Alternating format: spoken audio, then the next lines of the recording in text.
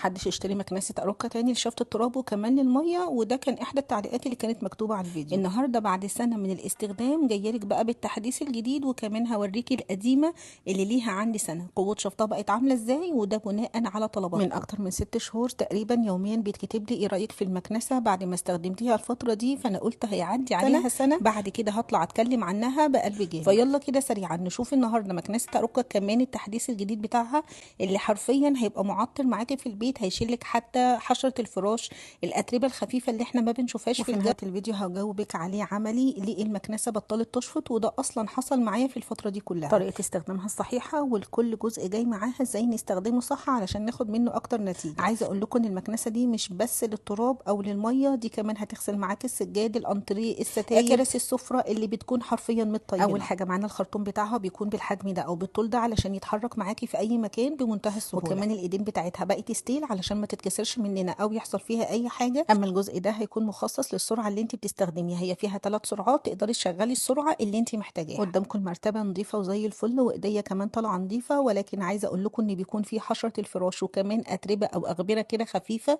احنا مش بنقدر نطلعها بالتنفيذ العادي، المكنسه بتشفطها معاكي وبمنتهى السهوله. الاستخدام التاني ممكن تستخدميها كفواحه او معطر في كل غرف البيت عندك، بتحط لها كده شويه من الميه مع اي معطر انت بتستخدميه، بتشغليها بقى في كل غرفه شويه، فبتشدي لك كل الاتربه الناعمه اللي موجوده في الجو، وكمان بتعطرهولك. اما الجزئين الجمر اللي انتوا شايفينهم دول فحرفيا هيكونوا ايديكي ورجلك في كل البيت. الجزء الاسمر ده بيكون مخصص لفرك اي بقعه موجوده عندك على انتريه، صالون، سفره، اي حاجه محتاجه ان انت تغسليها، بنحط المنظف بتاعنا ونفركها كويس جدا بالشكل ده، والمكنسه مش شغاله ولا اي حاجه.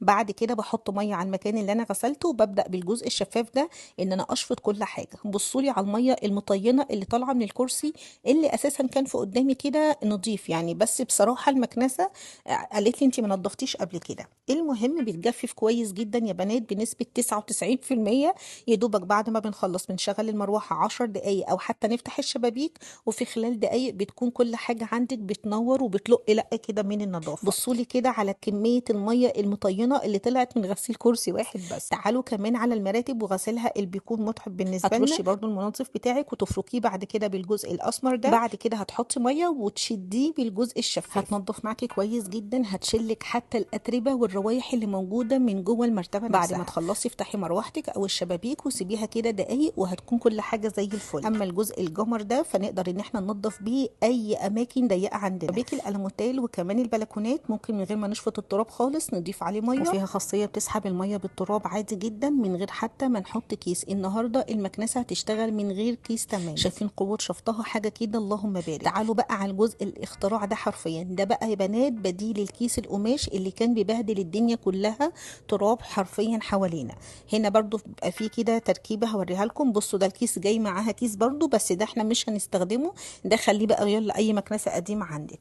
هنعمل ايه بايدينا الشمال؟ بنبدا نضغط الجنبين دول ونلف الماسوره دي عكس، هتطلع معاكي على طول. تركيبها بقى بندخلها بشكل مستقيم ونضغطها بتركب معانا. ملحوظه مهمه بعد ما نركب الجزء اللي عامل زي الماسوره ده، ان احنا نغطيه تماما بالميه طالما هنكنس حاجه فيها تراب وكمان ميه. بصوا بقى الجزء ده خاص للارضيات، بيبقى فيه زر كده لو انت هتكنسي السجاد وفي شعر وبر فبتضغطي عليه فبتطلع الشعر بتاعها لبره. اما لو هكنس ارضيات عادي خالص فبنزل الشعر ده، وفي نفس الوقت في عجلتين صغيرين كده في الوش ده من قدام بنبدا ان احنا نشيلهم علشان يكون معانا سهل الحركه، خصوصا في شفط الميه بكميات كبيره من الارض. بصوا بقى الجمال، تقدري تمسحيها بميه نظيفه عادي، تقدري لو الارض مطينه من غير ما تكنسي ولا تشفطي التراب ان انت تحطي الميه ومكنسه اروكا هتشفط معاكي كل ده.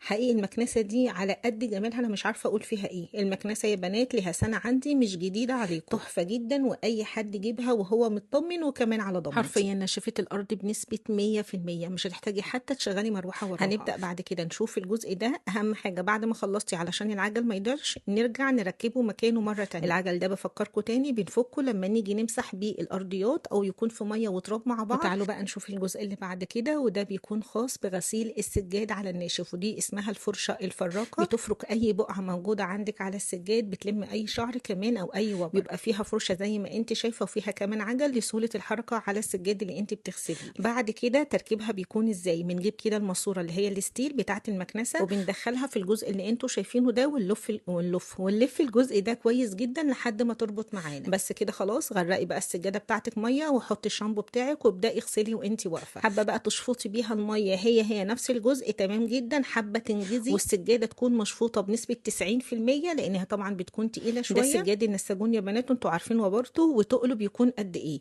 فممكن تقدري بصوا الشعر الاول، شايفين لمه شعر وبره وتراب غير عادي. اما لو عندي بقع صغيره فببدا ان انا احط عليها المنظف بالشكل ده وادعكها بالجزء الاسود الصغير، وبعد كده برجع اشفطه. السجاده نفسها لو عايزاها تنجز وتنشف معاكي بسرعه ممكن نعملها بنفس الجزء الفرشه اللي انتوا شفتوها، الفرشه الفراقه دي، او ان احنا نشفطها بالجزء الشفاف. حرفيا بتسيب لك تنديه بسيطه جدا. بصوا لي بقى على كم الاتربه والحاجات اللي اتلمت من الارض. بسرعه بقى كده ردا على الاسئله، الناس اللي قالت المكنسه بتسخن، طبيعي اي مكنسه بتسخن، وطبيعي انت كمان تحافظي على الجهاز اللي انت دافعه فيه فلوسك.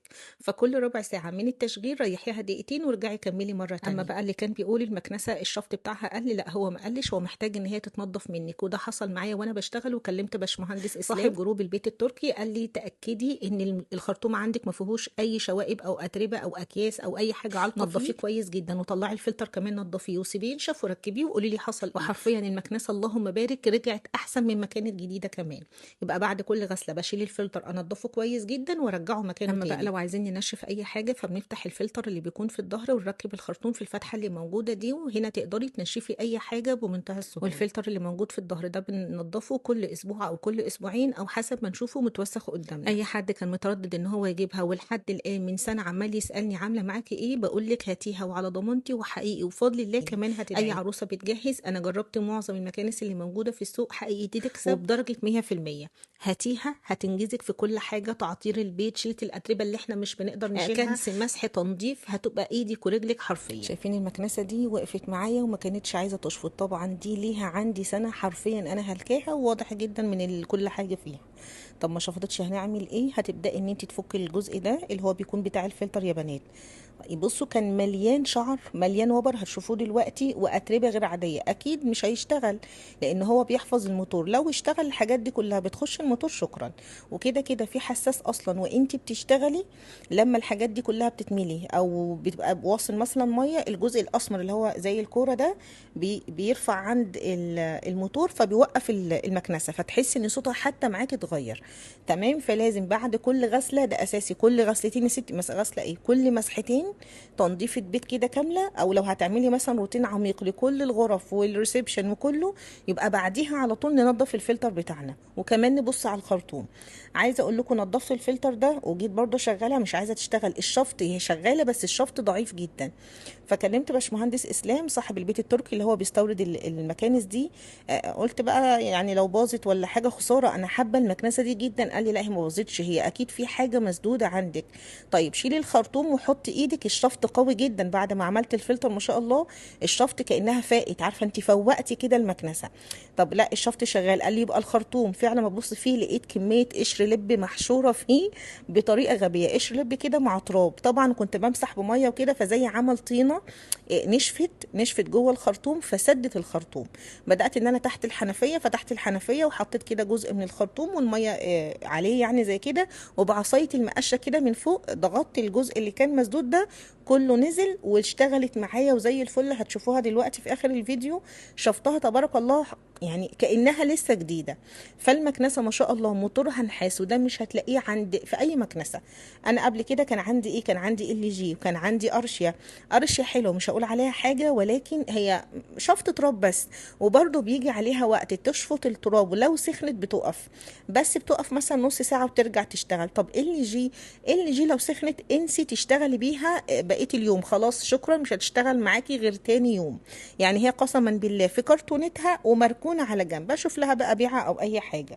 بس المكنسه دي حرفيا تبارك الله ما شاء الله عليها، ممكن اشغلها ما شاء الله للروتين العميق ساعتين ورا بعض متواصلين، بس بنفصل ربع ساعه اريحها كده دقيقتين 3 لحد مثلا ما احضر حاجتي واروح الغرفه التانيه، بتكون هديت خالص، بعد كده ارجع اشتغل بيها مره تانيه. فاهمين؟ هو انا ممكن اشغلها على طول، ممكن تشغليها على طول، بس انت بتهلكي عمر الموتور بتاعها. تمام كده. الاصدار شايفين الشعر والحاجات اللي طالعه منها والوبره دي، كل ده بيسد الفلتر، كل ده يخلي الشفط بتاعها قليل. لكن هي كتقييم مكنسه قسما بالله ما شفت زيها. المكنسه دي حقيقي تحفه جدا. طب سعرها ليه قليل مثلا عن المكانس التانية؟ اولا في اماكن غير مستر اسلام هتلاقوها اغلى، لان مستر اسلام هو اللي بيستوردها بنفسه من تركيا، عنده مخازن كتيره جدا، فسعرها بالتالي بيكون قليل. بس هو التوكيل الوحيد، يعني هو اصلا اللي بيوزع للمحلات اللي موجوده في مصر، عشان كده هتلاقوا ان هو اقل سعر فيهم. انا جبت من عنده دي النهارده او الشهر ده بالذات، هتكون كده كملت معايا اللهم بارك سنه كامله. اما الجديده دي ليها عندي تقريبا شهرين وشهرين وكسور، حاجه مش كتيره يعني. وانا بصراحه مش هلكاها، وبفكر ان انا يعني امسحها واشيلها اللومه في جهازها. المكنسه دي تحفه تحفه تحفه فوق ما انت متخيله. هنمسك الفلتر تحت الميه، حطي نقطه صابون لو عايزه تعطريها او اي حاجه، والسفنجه دي تحت الشباك، اللي هو دي سفنجه، فخدي بالك برضو وانت بتنضفي علشان ما تتقطعش معانا. تمام كده. بعد ما خلصناها تحت الشباك سيبيها كده ربع ساعة، هتلاقيها بدأت تنشف وتتهوى معاكي، ركبيها وارجعي اشتغلي بيها مرة تانية. طيب ده بالنسبة للفلتر اللي بيكون من جوه. في فلتر بقى اللي في الظهر اللي هو مكان فتحة البلاور او الهوا دي، هتبدأي ده تنضفيه مثلا كل اسبوع مرة، كل اسبوعين مرة، او حسب ما يتوسخ معاكي. لقيتي فيه طينة، لقيت فيه تراب كتير، بنبدأ ان احنا نشيل ننضفه كويس جدا ونرجعه مكانه. كده خلاص انا نشفتها، ورغم كده لسه فيها وبر يعني ما نتفتش قوي برضو، ولكن بصوا لي كده على قوه الشفط بتاعتها عامله ازاي، ما شاء الله بتشفط الحاجه كأن المكنسه جديده، كأنك ما استخدمتيهاش قبل كده. المكنسه دي مهما اتكلم عليها مش هديها حقها، لان فعلا من افضل المكانس، افضلهم اداء وافضلهم كمان سعر. اي عروسه بتجهز، اي ست بيت حابه ان هي تغير مكنستها، انا هرشح لك دي وعلى ضمانتي. وطبعا كل اللي اخدها، احنا لنا سنه تقريبا خلاص كده، الاصدار الجديد بيجي معاه كيس عادي جدا للمكنسه، ولكن بيجي معاه الجزء اللي انا وريته لكم ده اللي هو عامل زي الماسوره، ده بديل الكيس، بنحطه وبنزود عليها ميه وبنسيبها تشتغل، تسحب ميه بتراب تراب لوحده، مش هتقول لك لا. اهم حاجه يكون في المكنسه ميه علشان تستقبل الاتربه اللي موجوده. هسيب لكم رقم مستر اسلام على الشاشه علشان يكون في سهوله للتواصل، وانا بقول لكم باكد عليكي قسما بالله وان شاء الله هتدعي لي عليها. الفيديو خلص، مع السلامه.